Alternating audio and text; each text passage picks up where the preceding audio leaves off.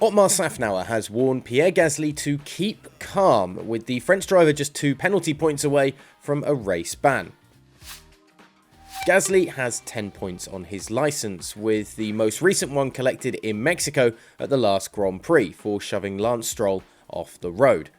2 more, and suddenly the current AlphaTauri driver would be suspended for a race, but it's his team principal for next season, Szafnauer, that is more worried, with the Alpine boss suggesting his new driver for next season keep his cool on track to avoid the suspension early next year.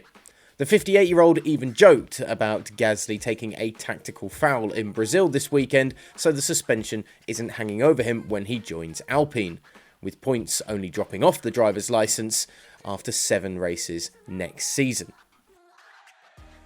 "We just have to be a little bit more careful," noted the Alpine boss. "I saw what happened in Mexico, and at this point, I'm not biased," said Szafnauer. "It looked 50-50 to me, but anyway, just have to be more careful." We, of course, will be building up to the Brazilian Grand Prix here at GPFans and keeping an eye on whether Pierre Gasly keeps his cool or not for the final 2 races of the season.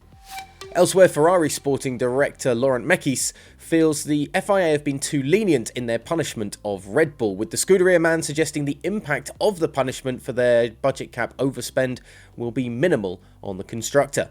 The $7 million fine and reduction in wind tunnel time for next year has been called draconian by Red Bull boss Christian Horner, with the team suggesting that the reduction in testing time would be worth around half a second a lap next year, although Mercedes have been quick to refute that suggestion.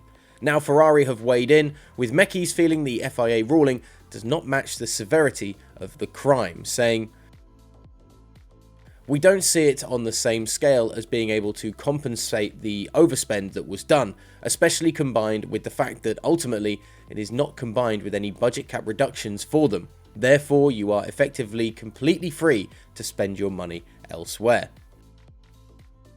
Mekies added that the reduction in wind tunnel testing time will mean that Red Bull will be able to use the money spent on wind tunnel testing in other areas, which will still benefit the team.